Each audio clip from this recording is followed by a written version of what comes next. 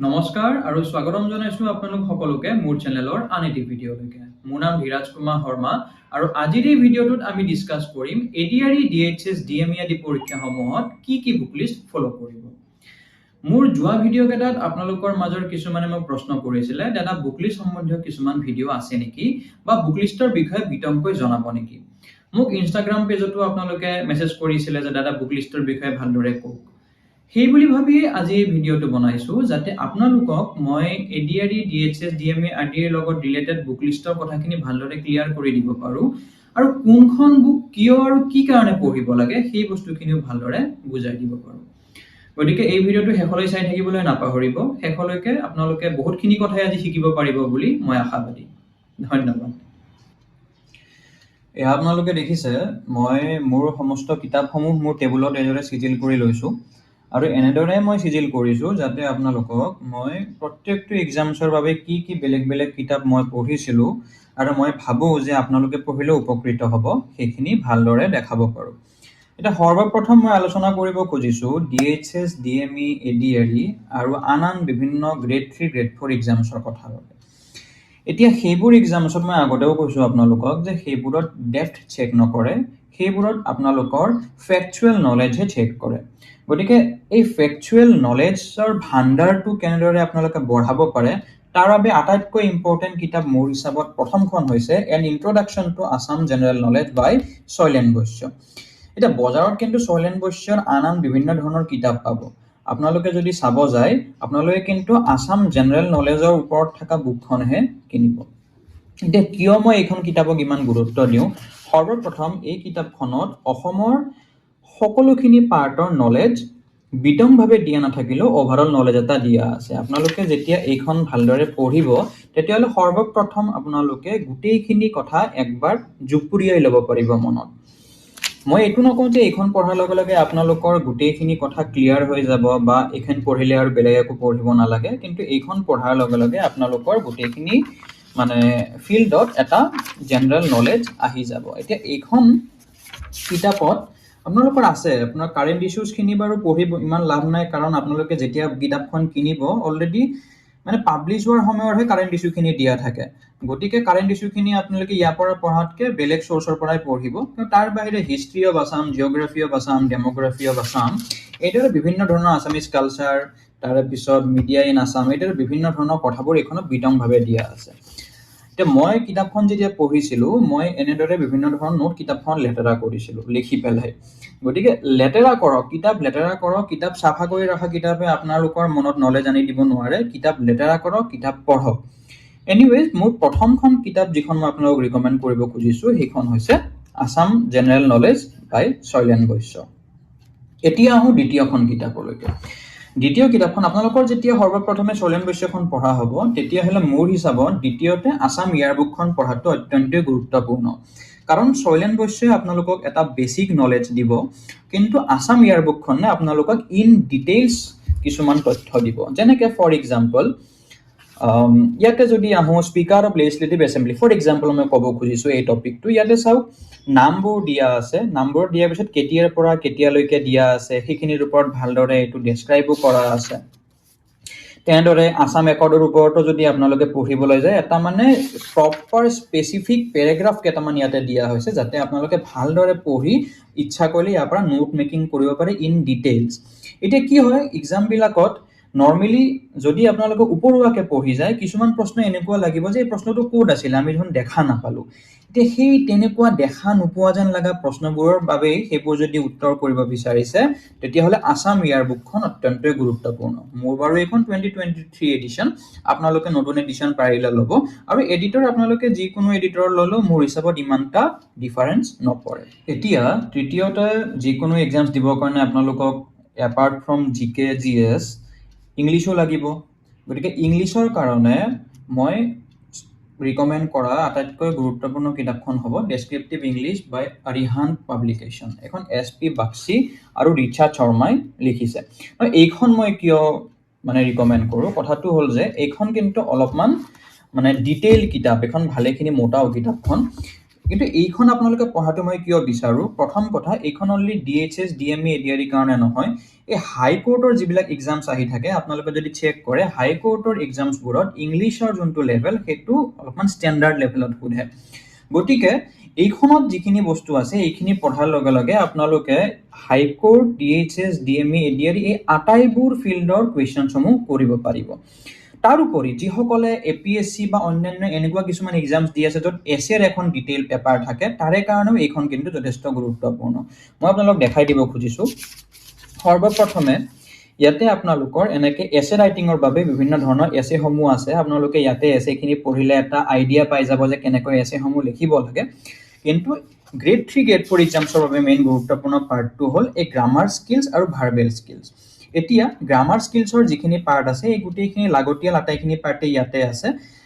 Verbal স্কিলছৰ ভিতৰত মই দেখাই দিছোঁ আপোনালোকক, বিশেষকৈ হাইকোৰ্টৰ বাবে ADRE DHSতো এইখন কামত আহেই, বিশেষকৈ হাইকোৰ্টৰ বাবে এয়া চাওক, এই চিনোনিম এণ্টনিমছবোৰ দেখিছেনে? ইয়াতে বিভিন্ন ধৰণৰ চিনোনিমছ এণ্টনিমছ আছে আৰু একদম লেটাৰ হিচাপত আছে। ইয়াতে আইৰ পৰা আৰম্ভ হোৱা যিখিনি ইয়াতে আছে, জিৰ পৰা আৰম্ভ হোৱা, এইচৰ পৰা আৰম্ভ হোৱা, এইখিনি যদি আপোনালোকে, যিহেতু আপোনালোকৰ এতিয়া হাতত ভালেখিনি সময় আছে এটা পৰীক্ষা অহালৈকে, কাৰণ ADRE 3.0 এতিয়ালৈকে এডভাৰটাইজমেণ্ট ওলোৱা নাই আৰু নেক্সট DHS বা তেনেকুৱা বিভিন্ন ধৰণৰ এক্সামছ অহালৈকে যিহেতু সময় আছে, আপোনালোকে এইখন ভালদৰে পঢ়িলে ইংলিছত আপোনালোকে 10 out of 10 মাৰ্ক পাবই পাৰিব।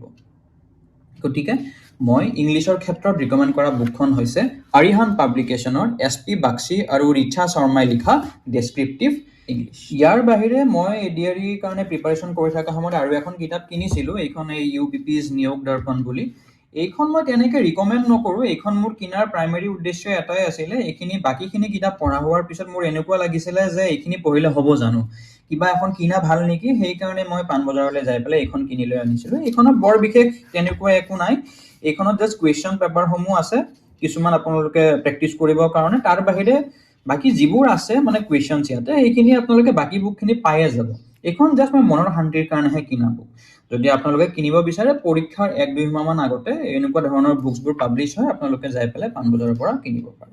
এতিয়া নেক্সট যিসকল লোকে ADRE DHS DMEৰ বাহিৰেও বাকী এক্সামছবোৰ দিব খোজে, তেওঁলোকেতো ইনডেপ্থ পঢ়িব লাগিব ছাবজেক্টছবোৰ, তেওঁলোকৰ বাবে মই দেখাই দিব খোজোঁ মই কি কি বুকছ ফ'ল' কৰি আছোঁ আৰু তেওঁলোকেও এইটো কৰিব পাৰে, নিশ্চয়কৈ সুবিধা মানে জনক হ'ব তেওঁলোকৰ বাবে।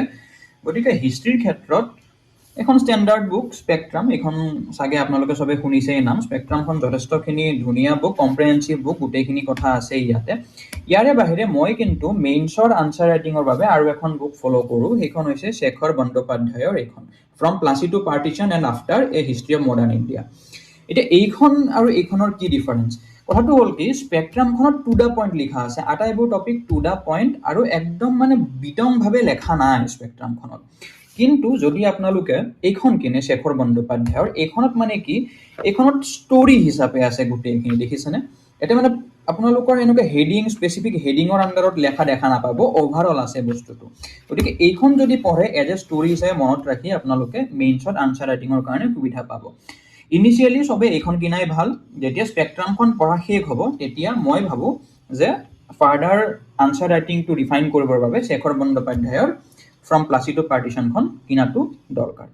নেক্সট যদি মই ক'ব যাওঁ এনচিয়েণ্ট হিষ্ট্ৰীৰ বাবে RS Sharma India's ancient past, এইখন কিনিব পাৰে, নহ'লে পুৰণা NCERTখনো কিনিব পাৰে। পুৰণা NCERT যিখন এনচিয়েণ্ট হিষ্ট্ৰীৰ বুকখন, সেইখনো মানে একেই বস্তু আছে ইয়াতে, ইয়াতে সামান্য কিছুমান ডিটেইল এড কৰিছে, কিন্তু আগৰখন পঢ়িলেও একেই। গতিকে আপোনালোকে এইখন কিনিব পাৰে। আৰু মিডিয়েভেল হিষ্ট্ৰীৰ কাৰণে মই কিনিছিলোঁ হিষ্ট্ৰী অফ মিডিয়েভেল ইণ্ডিয়া বাই সতীশ চন্দ্ৰা, একদম ধুনীয়া বুক, কম্প্ৰেহেনচিভ বুক, আপোনালোকে এইখন কিনিলেই মোৰ হিচাপত যথেষ্ট। নেক্সট APSCত যিহেতু অসম চেণ্ট্ৰিক কুৱেশ্যনছ আহে, গতিকে অসম চেণ্ট্ৰিক কুৱেশ্যনছৰ বাবে কিনো বুক পঢ়িব মোক প্ৰায় সুধিয়ে থাকে। তাৰ বাবে মই কৈ দিওঁ, মই কিন্তু অসম চেণ্ট্ৰিক বুকৰ বাবে সৰ্বপ্ৰথমে এইখন কিনিছিলোঁ, এডৱাৰ্ড গেইটৰ এ হিষ্ট্ৰী অফ আছাম। এইখন পঢ়িলোঁ, পঢ়ি পেলাই মোৰ ভালেই লাগিলে, কিন্তু এইখন পঢ়াৰ বাহিৰেও মই ইয়াক ছাপ্লিমেণ্ট কৰিবৰ বাবে প্ৰিয়ম গোস্বামীৰ the history of Assam from Yandabo to পাৰ্টিশ্যনখন কিনিলোঁ। মানে মোৰ এনেকুৱা ফিল হ'ল এডৱাৰ্ড গেইটত ইয়াণ্ডাবুৰ পিছৰ যিখিনি হিষ্ট্ৰী সেইখিনি ভালদৰে লেখা নাই। গতিকে এই দুখন কিতাপ মই একেলগে পঢ়িছোঁ, পঢ়ি পেলাই এনেকুৱা ফিল হৈছে যে আছাম হিষ্ট্ৰীটো এই দুখন পঢ়িলে অলমষ্ট কাভাৰ হৈয়ে যায়।